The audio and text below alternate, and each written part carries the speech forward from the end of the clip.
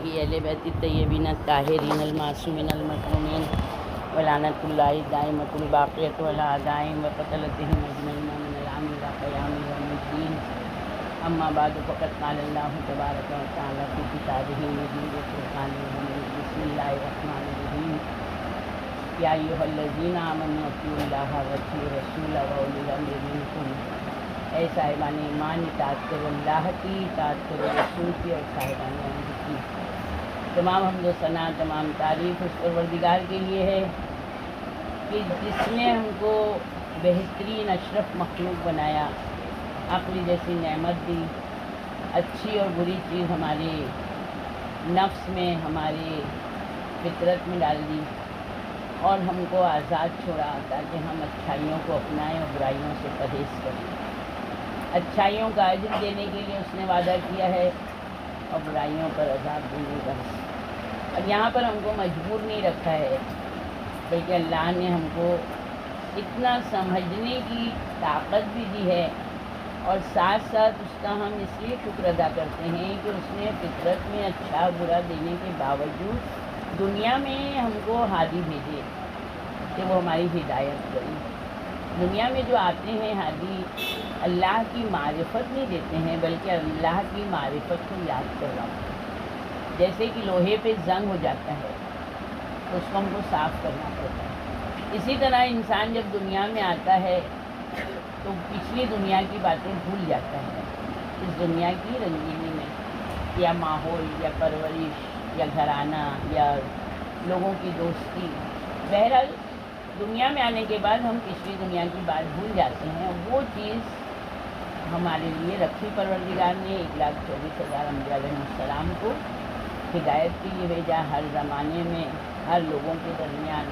یعنی اللہ کی حجت اگر دنیا میں نہیں ہوگی تو یہ دنیا باقی نہیں رہ سکتی۔ سب سے پہلے جو بشر آیا ہے وہ ہادی آئے ہیں، حضرت آدم علیہ السلام، اور اگر آخر میں 2 انسان بچیں گے اور وہ 2 میں سے بھی تو جس کو پہلے موت آئے گی تو حجت خدا کو بعد میں آئے گی اور پہلے وہ انسان کی آئے گی۔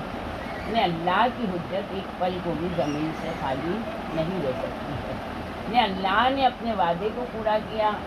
اب جنہوں نے انبیاء کی ہدایت پر اپنے آپ کو تسلیم کیا، جھکایا، تواضع کی، ان کی قبول کیا ان کی بات کو، انہوں نے دنیا میں بھی اعلیٰ مقام حاصل کیا۔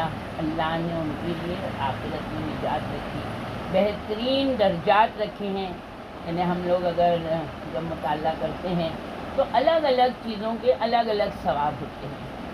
تو سب سے بڑی چیز یہاں پر یہ آیت بتا رہی ہے کہ اطاعت کرو اللہ کی، اطاعت کرو رسول کی، صاحبان امر کی۔ یعنی اللہ نے بغیر شرط جس کو اطاعت کے لیے نے حکم دیا ہے کہ ہم کو ان کی اطاعت کرنا ہے، جیسے اللہ کی اطاعت کر رہے ہیں، رسول کی کرو تو ان کی بھی کرو، تو کیوں بغیر شرط کے ہم کو ان کی اطاعت کرنا ہے؟ کیونکہ جو معصوم ہوتا ہے، معصوم سے کبھی گناہ نہیں ہوتا ہے، معصوم کبھی ہم کو گمراہ نہیں کریں گے، معصوم ہم کو کبھی صراط مستقیم سے ہٹائیں گے نہیں۔ معصوم جو ہے تو ہم کو روشن واضح راستے کی طرف لے کے جاتے ہیں، ہماری ہدایت کا مرکز ہیں۔ تو معصوم کی پیروی بغیر شرط کی کرنا، مگر جتنے غیر معصوم ہیں چاہے وہ کتنے بھی نیک ہویں، مگر غیر معصوم کی اطاعت بغیر شرط کے نہیں، شرطیہ اطاعت۔ ایک صلوات دیتے ہیں، اللہم صلی علی محمد و آل محمد۔ ایک صلوات اور دیتے ہیں، اللہم صلی علی محمد و آل محمد۔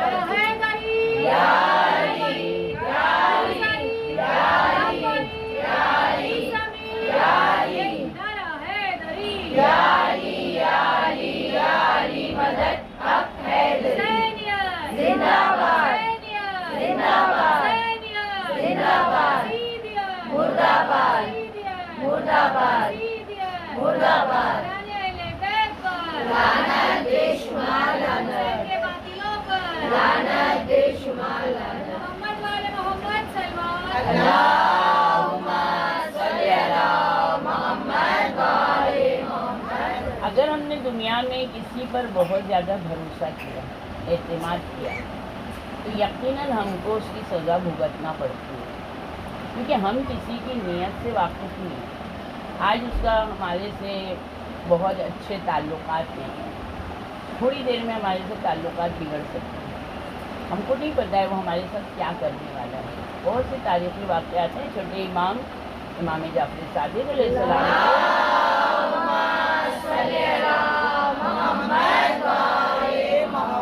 امام کے خزانچی تھے، یعنی امام نے جن کو چنا ہو خزانچی تھے، اور لاکھوں کے حساب سے ان کے پاس خمس جمع تھا، مگر جب چھٹے امام کی شہادت ہوئی تو انہوں نے ساتویں امام کا ہی انکار کر دیا۔ 6 امام تک وہ امام معتقد تھے، مگر ساتویں امام کا انکار کر کے جتنا پیسہ تھا انہوں نے 1 روپیہ بھی ساتویں امام کو نہیں دیا۔ یعنی ہم کبھی یہ نہیں سوچ سکتے ہیں کہ ہمارا کردار، ہمارا اخلاق، ہمارا ضمیر پرفیکٹ رہے گا، کیونکہ شیطان ہمارے ساتھ رہتا ہے۔ خود ہمارا نفس شیطان ہے، وہ ہم کو وسوسہ کرتا ہے، ہم کو شک میں ڈالتا ہے، ہم کو گناہوں کی طرف لے کر جاتا ہے، گناہوں پر آمادہ کرتا ہے۔ اس لیے ہم کو ہر وقت میں یہ سوچنا ہے، سوچیں کہ جو اس وقت امام وقت تھے چھٹے امام، اور ساتویں امام وقت ہوئے، مگر اس نے امام کا انکار کیا۔ تو اب یعنی ہم لوگ تو غیبت کے زمانے میں ہیں۔ اسی طرح سے ساتویں امام راوی ہیں، ساتویں امام خود روایت کر رہے ہیں کہ میرے بابا کے پاس ہندوستان کے بادشاہ نے بہت سے تحفے طوائف دے کے اور ایک کنیز کو دے کے ایک شخص کے ساتھ دیا۔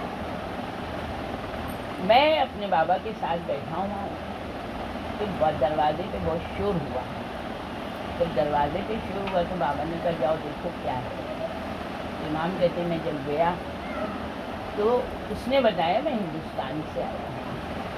یعنی تاریخوں میں ہندوستان کی بادشاہوں نے اماموں کا احترام کیا ہے، اماموں پر اعتقاد لیا ہے۔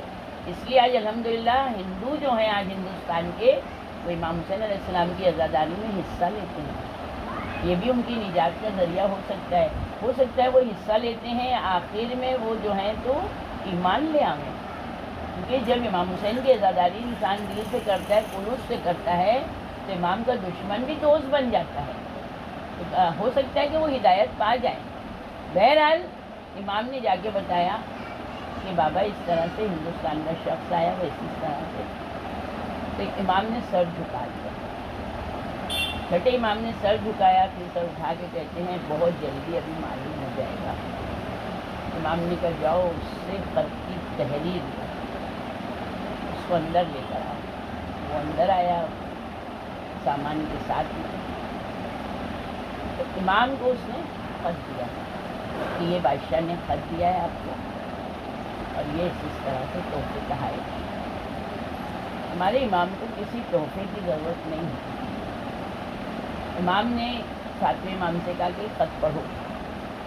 جب خط پڑھا تو بادشاہ نے کیا کہا کہ میں الحمدللہ آپ پر ایمان رکھتا ہوں، مجھے ہدایت مل گئی۔ یعنی ہدایت ملنا بہت بڑی نعمت ہے۔ ہدایت اہدنا الصراط المستقیم، ہم کو ہدایت پر باقی رکھ۔ جو غیر ہیں، جن کے پاس ولایت نہیں ہے، وہ کہتے ہیں ہم کو ہدایت دے، تو وہ کیا کہہ رہے ہیں مجھے ہدایت مل گئی، میں آپ کا متقی ہوں، اور مجھے ایک کنیز ملی ہے تحفے میں، تو میں وہ کنیز بہت خوبصورت ہے، حسین و جمیل ہے، باقرہ ہے، اور میں نے یہ سوچا کہ وہ کنیز میں آپ کے حوالے کروں، اور میں یہ اتنے سارے سب تحفے طائف کا پورا اس نے کیا کیا بھیجا وہ سب لکھا خط میں۔ اس نے کیا لکھا کہ میں نے 1000 امین آدمی جن پر بھروسہ کر سکتے ہیں، جن پر اعتماد کر سکتے ہیں، میں نے 1000 لوگوں کو چنا، پھر 1000 میں سے میں نے 100 لوگوں کو چنا کہ یہ 1000 میں یہ 100 زیادہ اعتماد والے ہیں، پھر 100 میں سے میں نے 10 کو چنا۔ سوچے کتنا امتحان ہوا ہے، کتنا چناؤ ہوا ہے، اور کہا 10 میں سے پھر میں نے اس شخص کو جس کا نام میزاب تھا اس کے نام میں، تو کہا میں نے اس میزاب کو چنا کہ یہ سب سے زیادہ معتبر بھروسے مند انسان ہے، میں اس کے ساتھ میں کنیز کو بھیج رہا ہوں، آپ میرے سارے تحفے قبول کیجیے، اور اس کنیز کو میری طرف سے ہدیہ ہے۔ امام نے جب خط پڑھا تو چھٹے امام نے اس کو دیکھا. امام نے کہا کہ تو نے خیانت کی, شرم نہیں آتی تجھے میرے سامنے بیٹھتے ہوئے؟ تو وہ کتنا نیڈر ہے. وہ کہتا ہے کہ اگر آپ کو لگتا ہے کہ میں نے خیانت کی ہے تو آپ لکھ دینا, بادشاہ کو خط لکھ کے بھیج دیجیے. امام نے کہا بہت جلدی تو خود اپنی زبان سے کہے گا. امام کو وہ تحفے دیے. امام نے جو تحفے لینا تھے سارے تحفے لے لیے. امام نے اس قمیص کی طرف دیکھا بھی نہیں. امام نے کہا اس قمیص کو تو واپس لے جا, مجھے اس قمیص کی ضرورت نہیں, تمہیں خیانت کیا. امام نے کہا دیکھ جو باتیں صحیح صحیح بتا دیں تو میں تیرے بادشاہ کو تیری چغلی نہیں کروں گا, میں نہیں بتاؤں گا کہ تیرے کیا گناہ کیا. وہ کہتا ہے میں نے کچھ نہیں کیا, قمیص آپ کے حوالے ہے. امام کہتے ہیں کہ دیکھ اگرچہ ایسی گواہی مل جائے کہ جس کا کوئی اقرار کرے, کیونکہ اس کو پتہ ہے کوئی گواہ ہے ہی نہیں. اگر یہ یاد رکھ لیں اللہ گواہ پیدا کرتا ہے. ایک نیک انسان کی اگر ہم برائی کریں گے تو اس نیک انسان کو الہام ہو جاتا ہے. وہ الہام ایسا ہوتا ہے, نبیوں پہ وہی آتی ہے کہ انسان جب متقی پرہیزگار ہوتا ہے, اپنے آپ کو ہر گناہوں سے محفوظ رکھتا ہے, تو اللہ اس کو ایک طاقت دیتا ہے جس کو حکمت کہتے ہیں. اور وہ انسان اس کے ذریعے بات کرتا ہے. یہ پولیٹکس والی نہیں ہوتی ہے, سیاست نہیں ہوتی ہے, اس میں کوئی لالچ نہیں ہوتی ہے, کسی کی لڑوانے والی بات نہیں ہوتی ہے. یہ عقل مندی دانائی والی بات ہوتی ہے, کیونکہ اللہ کی طرف سے یہ ملتا ہے اس کو تحفہ. اب امام سے اس نے, امام جو سوال کریے جواب دے رہا ہے. امام نے کہا ٹھیک ہے تو اس کو لے جا. امام جب اس کے ساتھ چل رہے ہیں اس کو رخصت کرنے کے لیے, تو وہ ایک اونی شال اوڑے ہوئے تھا. جب وہ اونی شال اوڑے ہوئے تھا تو امام نے کہا کہ یہ چادر جو ہے, اگر یہ چادر گواہی دے گی تو اقرار کرے گا. کہ خاموش رہا. امام نے مصلی بچھایا, امام نے 2 رکعت نماز پڑھی. امام نے ہاتھ بلند کر کے پروردگارا یہ شخص جو اونی شال پہنے ہوئے ہے, اس شال سے بتا, یہ شال عربی فصیح عربی میں زور سے اس کی ساری باتیں بتا. کہتے ہیں اسی وقت ایسے جو اس کا کمل تھا, جو اس کا چادر تھی, اس میں ایک لرزہ ہوا اور اس نے جو کہنا شروع کیا کہ یہ شخص اس طرح سے انہیں لے کر آیا اور فلاں جگہ پر, وہ مقام بتایا کہ وہ مقام پر اس نے اپنے غلام کو بھیج دیا کھانا لانے, اور اس وقت اس نے اس قمیص کے ساتھ شادی کی. یہ اس نے فصیح زبان کی. امام نے کہا سن لیا تیری خیانت, تم نے کس کے ساتھ خیانت کی. اب یہ چلا آیا. امام نے خط میں اس کے بارے میں کچھ نہیں لکھا, کچھ بھی نہیں لکھا, کیونکہ امام ہے, امام کو پتہ ہے کہ نصیحت کیسی کی جاتی ہے. اب یہ جب آیا ہندوستان کے بادشاہ کے پاس, جب بادشاہ کے پاس آیا, بادشاہ نے لکھا کہ قمیص بھی واپس آ گئی, سارے تحفے لے لیے انہوں نے, اور انہوں نے خط میں بھی کچھ نہیں لکھا کہ قمیص کیوں واپس کر دیں. میں نے تو ان کو ہدیہ کی تھی, تحفہ بھیجا تھا, باقی سب تحفے لے لیے, قمیص کو کیوں نہیں قبول کیا. لیکن کیونکہ صاحب منصب تھا, عقل مند تھا, اس نے اس سے شخص سے بھی کچھ نہیں پوچھا. اس نے بہت تفکر کیا. بادشاہ کو بھی کوئی, بادشاہ نے امام کو بھی کچھ نہیں لکھا, کچھ نہیں کہا, مگر بس یہ فکر تھی کہ امام نے قمیص کو قبول کیوں نہیں کیا. اس وقت اس نے جب جستجو کی تو اس نے ایک دن اس کو بلا کے پوچھا کہ یہ بتا کہ قمیص امام نے کیوں نہیں قبول کیا. کہا میں نہیں جانتا, تجھے بتانا تو پڑے گا. قمیص سے پوچھا. بہرحال وہ اس نتیجے تک پہنچا کہ پورا واقعہ اس کو پتہ چل گیا. جب پتہ چلا تو دونوں کے اس نے سر تو قلم کرا دیے کہ تم نے اتنی بڑی خیانت کی, اور ایسی ہستی کے ساتھ, یعنی 1000 میں سے ایک کو چنا تھا, اور اس نے امام کو خط لکھا کہ آپ نے تو مجھے میرے سفیر کی کوئی شکایت نہیں کی، مگر آپ نے جب کنیز قبول نہیں کی تو میرے دماغ میں بھی یہ بات ہے کہ آپ نے کنیز کیوں نہیں قبول کی؟ کوئی نہ کوئی تو ایسی وجہ ہوگی جو آپ نے کنیز کو قبول نہیں کیا۔ اور میں سارے واقعے سے آگاہ ہو چکا ہوں، میں بہت شرمندہ ہوں، میں معافی چاہتا ہوں، اور میں نے دونوں کو قتل کر دیا۔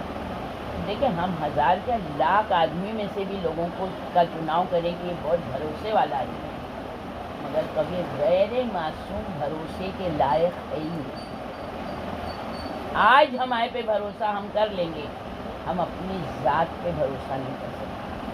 ابھی ہم کیا ہے، تھوڑی دیر میں کیا ہو جائیں گے، صلوات دیکھیں۔ اللہم صلی علی محمد و آل محمد۔ اہل بیت علیہ السلام کا وہ گھرانہ ہے کہ خالی معصوم ہی نہیں، اس گھر کے ہر فرد جو ہے اس طرح سے جنہوں نے ان سے محبت کی ہے۔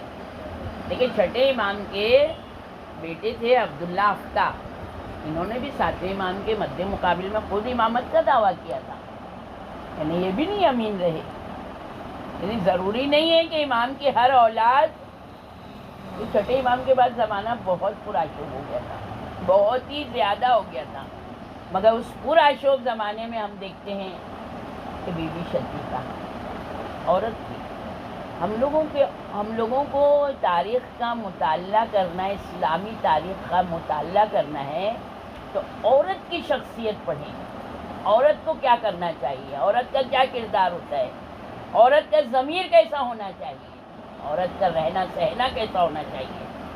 اور وہ صرف ہم کو اسلامی تاریخ سے ملتا ہے، ہم کو میگزین سے نہیں نکالنا ہے، ہم کو غیر لوگوں کی چیزوں سے ہم کو کوئی چیز، نہ غیر مسلمان نہ غیر شیعہ، ہم کو ان کی کوئی چیز نہیں پڑھنا ہے، ہم کو ان کا کوئی واٹس اپ نہیں دیکھنا ہے، ہم کو کوئی واٹس اپ فارورڈ نہیں کرنا ہے۔ ہم کو اگر پڑھنا ہے تو صرف معصومین، ان کی اتنے فضائل ہیں کہ ہماری زندگی ختم ہو جائے گی، فضائل بھی ختم ہو جائے گی، کیونکہ پھر وہ امام ہی نہیں جس کے فضائل ختم ہو جائے۔ بی بی شتیقہ بہت غریب ہے، ہم اپنی غربت لوگوں میں عام کرتے ہیں، کہاں سے لائیں، کیسے کریں، اللہ پر تہمت لگاتے ہیں اور پھر اس کا عذاب سے بچتے ہیں۔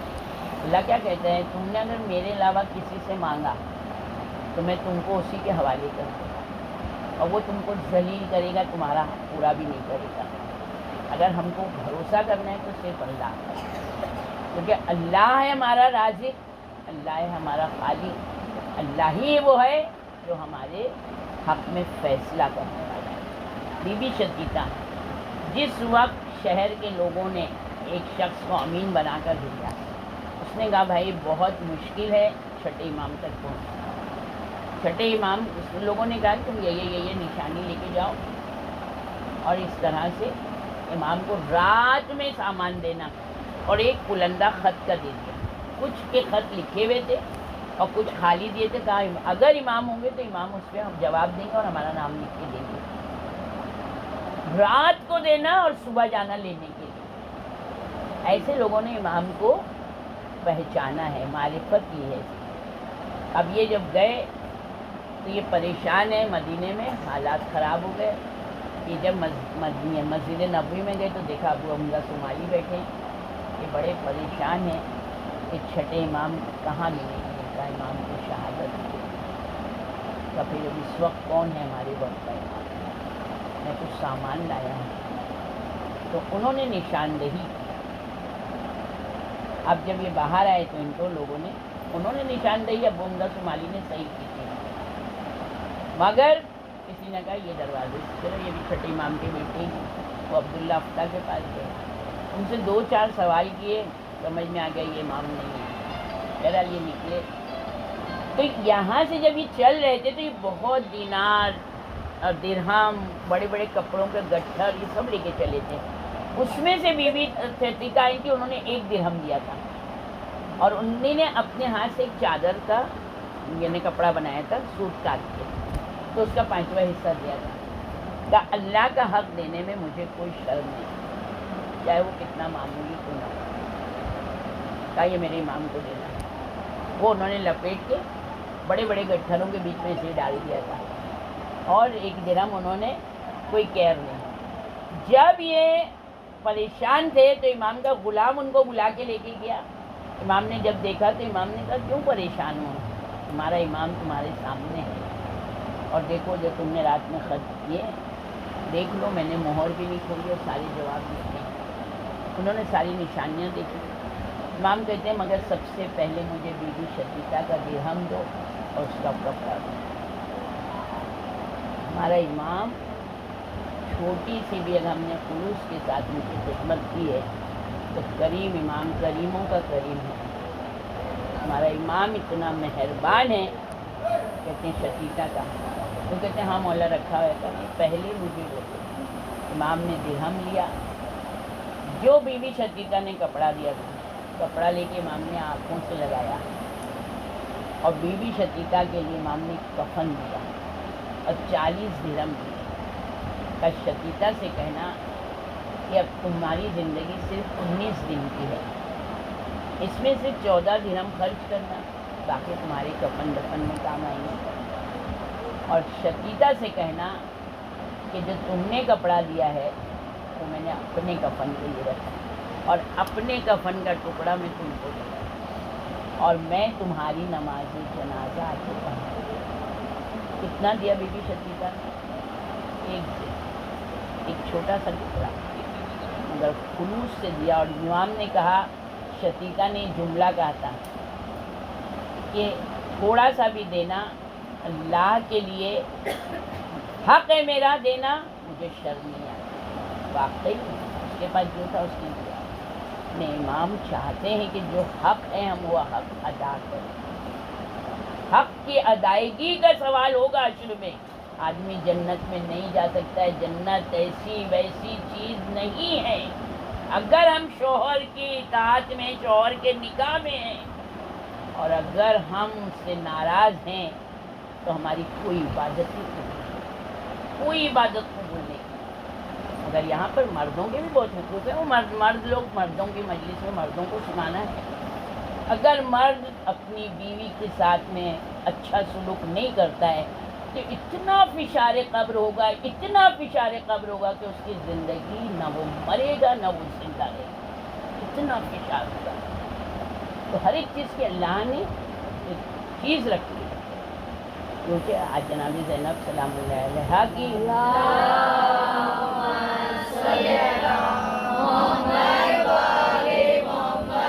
جناب فاطمہ بنت اسد کی بھی آج وفات کی تاریخ بتائی گئی، اور جناب فاطمہ بنت اسد کی پوتی ہیں جناب زینب۔ جناب زینب کی تو کوئی مثال نہیں، عالمہ، عقیلہ بنی ہاشم۔ جناب زینب کا نام ہی جب جناب زینب کی ولادت ہوئی تھی، اس کا بابا اس لڑکی کا نام کا اللہ نے جیسے حسن حسین کا رکھا ہے ویسے اللہ ہی رکھے گا۔ نہ علی علیہ السلام نے رکھا نہ رسول اللہ نے۔ جبریل علیہ السلام آئے، کہا کہ اس کا نام زین اب میں مرکب ہے نام، زین اور اب، باپ کی زینت۔ سلام ہو جناب زینب کے کہ اپنے باپ کی زینت کا سبب بنی۔ علی علیہ السلام بہت غیرتدار تھے، علی علیہ السلام کی بیٹی ہیں، اور بیٹیاں باپ کو کچھ زیادہ پیاری ہوتی ہیں۔ رسول بھی اپنی بیٹی کو بہت چاہتے تھے۔ امت جانتی تھی کہ فاطمہ کے لیے رسول اللہ نے کہا تھا فاطمہ میرے جسم کا ٹکڑا ہے، میرے جگر کا ٹکڑا ہے۔ جس نے فاطمہ سے محبت کی اس نے مجھ سے کی، اور جس نے مجھ سے کی اس نے اللہ سے کی، اور اللہ سے کی تو اس کے لیے جنت ہے۔ تو بس جس طرح رسول اللہ اپنی بیٹی کو حد سے زیادہ چاہتے تھے، ہر جنگ میں جانے سے آخر میں آ کے ملتے تھے، اور سب سے پہلے مدینے میں آتے تھے تو جناب سیدہ سے ملتے تھے۔ بس اسی طرح مولا کائنات جناب زینب کے ساتھ اس طرح رہتے تھے کہ بار بار جناب زینب کو دیکھتے رہتے تھے، اور ان کی چھوٹی چھوٹی باتوں پر مسکراتے تھے۔ جناب زینب کوئی معمولی شخصیت نہیں ہے۔ لوگ کہتے ہیں جناب شہزادی کلثوم کا تذکرہ کیوں نہیں ہوتا ہے؟ ہوتا ہے نا، جناب عباس کا ہوتا ہے، ان کے 3 بھائیوں کا اس حساب سے نہیں ہوتا ہے۔ جو منصب دیا ہے اللہ نے جناب زینب ثانی زہرا ہے. ایک بیٹی کیسے ہوتی ہے جناب سیدہ نے بتایا, ایک بیوی کیسے ہوتی ہے جناب سیدہ نے بتایا, ایک ماں کیسے ہوتی ہے جناب سیدہ نے بتایا, مگر ایک بہن کیسے ہوتی ہے وہ جناب سیدہ کیسے بتاتی ہے؟ کوئی بھائی نہیں. تو اللہ نے جناب زینب کو 14 معصومین میں جناب سیدہ ہیں, مگر جناب زینب بھی کسی سے کم نہیں ہے. معصوموں کی آغوش میں پلی ہے. نانا معصوم, ماں باپ معصوم, دونوں بھائی معصوم. جناب زینب کی کون پیروی کر سکتا ہے؟ جب بہت چھوٹی ابھی بولنا چاہتی ہیں تو امام نے کہا کہو احدہ کا ثانی کا بابا. احدہ کہنے کے بعد ثانی کیسے کہیں گے؟ اللہ ایک ہے, اللہ دو تو نہیں ہے. امام نے بڑھ کے اپنے بچی کا بوسہ لیا لبوں کا. جناب زینب تفسیر پڑھتی تھی اور لوگ بیٹھ کے تفسیر سنتے تھے. جب کوفے میں ہمارے امام نے 5 سال حکومت کی, جو چوتھائی خلافت ملی ہے, تو کوفے میں جب جناب زینب کو لے کے گئے ہیں تو کوفے کی عورتوں نے تمنا کی تھی کہ ہم زینب سے ملیں گے, ہم زینب سے کچھ حاصل کریں گے. شرعان میں یہ ہے کہ اگر کوئی غیر شیعہ آ جائے, کوئی غیر مسلمان آ جائے ہمارے گھر میں, تو جس طرح نماز کی حالت میں ہم مردوں کے سامنے رہتے ہیں, ہم کو غیر شیعہ اور غیر مسلمان عورتوں کے سامنے ہم کو ایسا رہنا ہے. اور اس کی پوری تفسیر کی گئی ہے. تو جب کوفے کی عورتوں نے آ کے پہلے اپنے مردوں سے کہا کہ علی سے بات کرو, ہم کو جناب زینب سے ملنا ہے. علی علیہ السلام سب کی باتوں کو نظر انداز کرتے تھے. ایک دن عورتیں خود آ گئیں کہا کہ یا علی, ہم کو زینب سے ملنا ہے, کچھ مسئلے پوچھنا ہے. امام نے نہیں کہا. امام نے کہا جاؤ حسین دیکھو کیا زینب جاگ رہی ہے؟ اگر جاگ رہی ہوگی تو یہ عورتیں ملاقات کرتی ہیں, اگر سو رہی ہوگی تو زینب کو جگانا. کے بعد اتنا چاہتے تھے اپنی بیٹی. آ کے امام حسین نے کہا بابا زینب بہت گہری نیند میں ہے, کا بیویوں کل آ جانا, کل زینب آپ سے ملاقات کرے گی. سوچے کوفے کی عورتوں نے تمنا کی, اور جب عورتوں نے آ کر جناب زینب سے ملاقات کی, کہتے بی بی جی چاہتا آپ کے ساتھ بیٹھے رہیں. بیوی نے تفسیریں بتانا شروع کی. جناب زینب نے ان لوگوں سے کہا تھا بیویوں مجھے دیکھ لو, پہچان لو, میں علی کی بیٹی ہوں, میں زینب ہوں.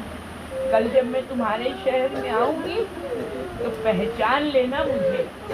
جناب زینب نے کوفے کی عورتوں سے یہ جملے کہے تھے, مگر جب جناب زینب قید ہو کر آئی ہیں تو کہتے ہیں کوفے کے دروازے سے پہلے ہی اتنا عورتوں میں شور ہوا ہے. کوئی گریہ کر رہا ہے, کوئی آنکھوں سے آنسو جاری ہے, کوئی آواز سے رو رہا ہے.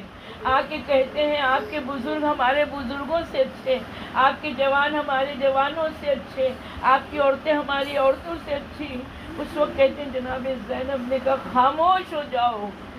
ایک دم مجمع خاموش ہوا. اس وقت کہتی ہیں بہت زیادہ زبان چلاتے ہو, تم غدار ہو, تم فریبی ہو. میرے بابا نے جب حکومت کی, میرے بابا کے سر پہ تلوار مار کے تم لوگوں نے شہید کیا. میرے بھیا حسن کو تم لوگوں نے زہر دلوایا. میرے بھیا حسین کو مہمان بلایا تھا تم نے, اور بے گور و کفن میرا بھیا کا لاشا وہاں پڑا ہے. اور میرے بھیا کے ساتھ ساتھ ہم سب کو اسیر کیا. جناب زینب نے جب خطبہ دیا ہے تو کہتے اتنا گریہ ہوا ہے.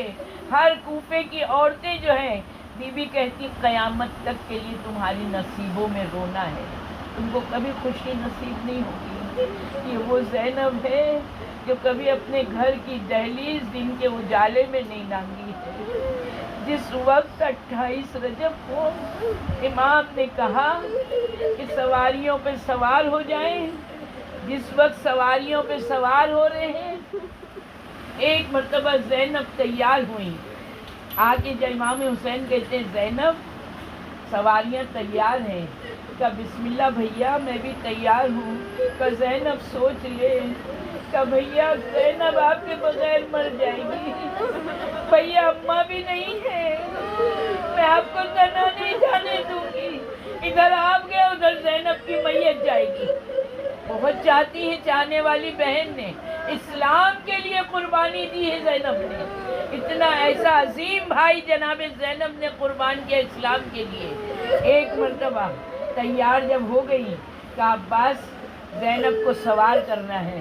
جناب عباس کھڑے ہوئے, کہتے ہیں علی اکبر نے دایاں بازو پکڑا, سورہ یاسین پڑھی. قاسم سید سجاد نے بایاں بازو پکڑا, کہتے ہیں سورہ مزمل پڑھی. پیچھے سے قاسم نے ایک سورہ پڑھا, اور محمد نے پڑھے. میرا امام کہتے ہیں جب زینب چلی ہے, ابھی دروازے سے 14 قدم چلی تھی زینب, کیونکہ زینب کو چلنے کی عادت نہیں تھی. ہائے میری بیوی کی مظلومی, یہ جانتے تھے ظالم. 14 قدم میری بیوی چلی, کہتے زینب بیٹھ گئی. میرے امام کہتے زینب بیٹھ گئی. کہا بھیا زینب کو چلنے کی عادت نہیں ہے, کتنا چلائیں گے بھیا. میرا امام رو کے کہتا ہے زینب یہ تو دروازے سے 14 قدم ہے. زینب ابھی تجھے تو بہت سفر کرنا ہے. ابھی ہم مکہ جائیں گے, مکے سے کربلا جائیں گے. ارے زینب یہ تو سواری پہ ہوگے. مگر جب کربلا سے کوفہ جائے گی تو کبھی پیدل چلے گی, کبھی کانٹوں پہ چلے گی, اونٹ پہ سواری ہوگی. کوفے سے شام جائے گی, شام کے درباروں میں جائے گی, شام کے بازاروں میں جائے گی. زینب تیرے بازوؤں میں رسن ہوگی. یہ وہ میری بیوی ہے کہ کس طرح سوار ہوئی. جب سوار ہو گئی زینب تو کہتے ہیں جس وقت میرے امام سوار ہوئے بار بار پوچھتے زینب کوئی تکلیف تو نہیں ہے. کہا نہیں بھیا, مگر زینب کو اپنے بابا کا زمانہ یاد آئے. کیونکہ زینب جب کوفے چل گئی تھی باپ کے ساتھ, کہتے ہیں علی علیہ السلام اتنے آرام سے لے کے گئے تھے کہ زینب کو کوئی تکلیف نہ ہو. امام حسین نے بھی پوری کوشش کی کہ زینب کو کوئی تکلیف نہ ہو. مگر شام غریبہ میں جب زینب نے اپنے بھیا کی کٹے ہوئے سر کو دیکھا کہ نوکے نیزہ پر آ گیا, نوکے نیزہ پر کٹا ہوا سر ہے اور جسم جو ہے کربلا کی جلتی ہوئی خاک پر ہے. زینب نے کن آنکھوں سے دیکھا ہے. جس وقت کوفہ آیا ہے ایک مطالبہ ہے, کوئی چیز نہیں مانگی زینب نے, خالی اتنا ہی کہا سید سجاد کل میں یہاں کی شہزادی تھی, آج میں اسیر بن کر آئی ہوں, مگر کہہ دو کوفے والوں سے زینب کو ایک چادر دے دو. علی کی بیٹی کسی سے کچھ نہیں مانگتی ہے, مگر ایک چادر دے دو تاکہ علی کی بیٹی چادر میں جائے کوفہ. مگر چادر نہیں ملی. جب اگر چادر ملی تو دشمنوں نے نیزے سے چادریں اتروا لی. یہ وہی زینب ہے کہ جس وقت زندان میں آئی ہے, زندان بان نے آ کے جب کہا کہ بیویوں سے کہیں کہ اندر کمرے میں رویا کرے, باہر نہ آئے. جناب زینب کہتی کس میں طاقت ہے, کون بیوی باہر جا سکتی ہے, تم تو تالا لگائے رکھتے ہو. وہ کہتا ہے کہ بیوی رات میں کوئی بیوی بہت گریا کرتی ہے, بہت روتی ہے, میری نوکری چلی جائے گی. جناب سید سجاد کہتے ہیں ہماری بیویوں میں اتنی طاقت ہی نہیں ہے کہ جو دروازے سے باہر جا سکتے, کیونکہ میرا وہ امام جانتا ہے جب پھوپھی زینب کو نماز شب بیٹھ کے پڑھتے ہوئے دیکھا تھا تو کہا تھا سید سجاد نے پھوپھی اماں آپ تو عالمہ غیر معلمہ ہے, آپ نماز شب بیٹھ کے پڑھ رہی ہیں. کہتی ہے وجہ نہ پوچھو سید سجاد. کہا کیوں پھوپھی اماں, کیا میرا امام نہیں جانتا تھا, مگر امام ہم کو بتانا چاہ رہے ہیں. کہتی ہے سید سجاد یزید کی طرف سے اتنا کم پانی آتا ہے, اتنا کم کھانا آتا ہے کہ نہ بچے سیر ہوتے ہیں, نہ بچوں کی پیاس بجھتی ہے. تیری پھوپھی بچوں کو پانی کھانا دے دیتی ہیں. اب طاقت نہیں رہی کہ تیری پھوپھی کھڑے رہ کے یا بیٹھ کے بھی نماز پڑھنا. میرا چوتھا امام کہتے ہیں میری پھوپھی کی نماز شب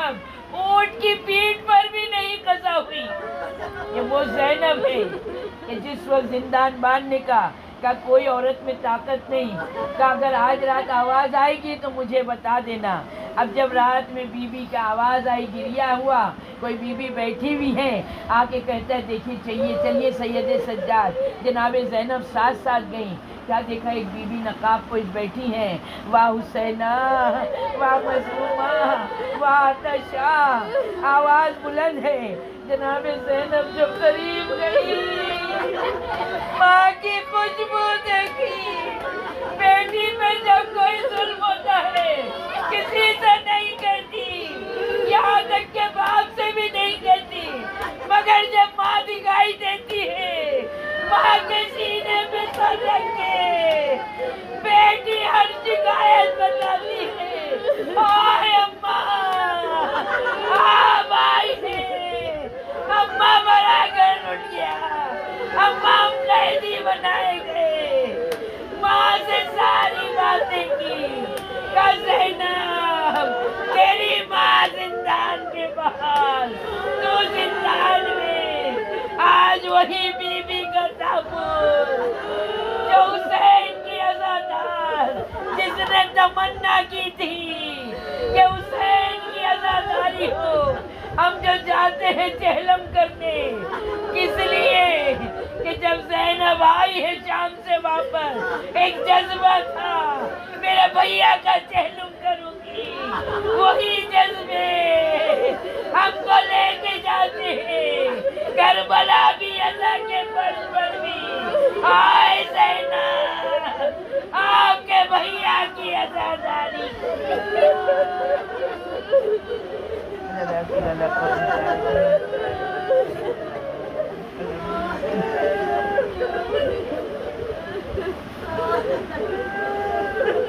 پروردگار ہماری مجلس مادہ مزاداری ناسوں کے قلیل نذرانے کو قبول کر لے، امام وقت کے ظہور میں تعجیل فرما، ہمیں ان کے